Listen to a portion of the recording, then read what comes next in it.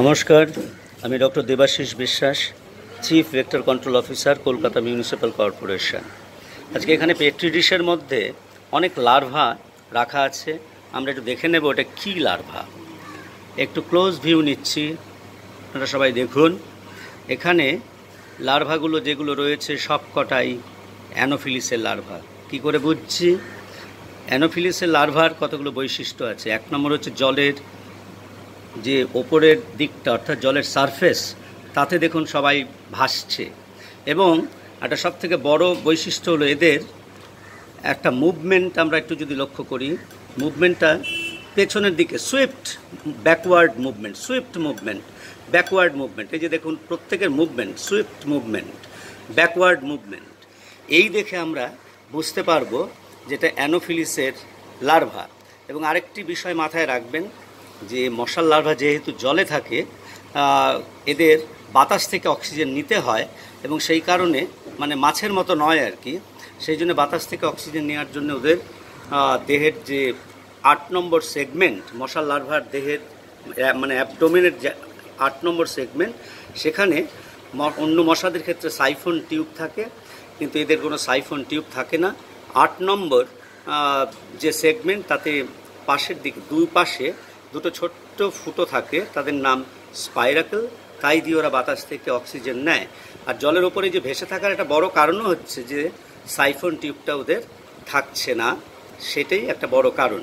তো কলকাতা শহরে আমরা ম্যালেরিয়া নিয়ে তো জোর দিয়েছি, সুতরাং ম্যালেরিয়ার যে বাহন অ্যানোফিলিস স্টিফেন্সাই, সেগুলো আমরা নিয়ন্ত্রণ করব। এবং আশেপাশে যত মানে কোথাও ম্যালেরিয়ার কেস হলে আশেপাশে যত বাড়ি আছে সেগুলো সার্চ করব এবং অ্যানোফিলিসের লার্ভা খুঁজে বার করে আমরা সেগুলোকে ধ্বংস করব।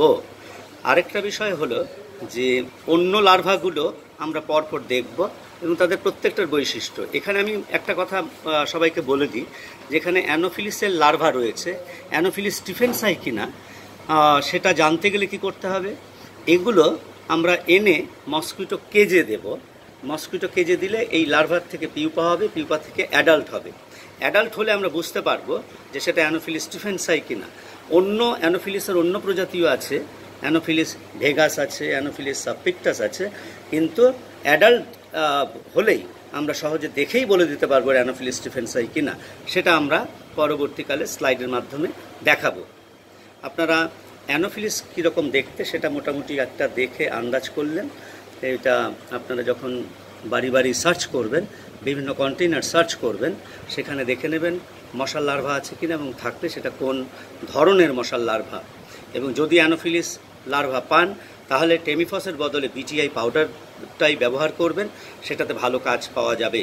টেমিফস দিলেও প্রচুর ডোজ দিতে হয় এবং দীর্ঘকাল ধরে টেমিফস ব্যবহার করার ফলে এই অ্যানোফিলিস লার্ভা অনেকটা সহনশীল হয়ে উঠেছে। টেমিফস 50% টিসিতে আশানুরূপভাবে মরছে না। সেই জন্য আমাদের সাজেশন থাকবে আপনারা অ্যানোফিলিসের লার্ভা ধ্বংস করার জন্যে বিটিআই পাউডারই ব্যবহার করবেন। এবং বিটিআই পাউডার কী করে গুলতে হয় সেটা আমরা আগে দেখিয়েছি। ধন্যবাদ।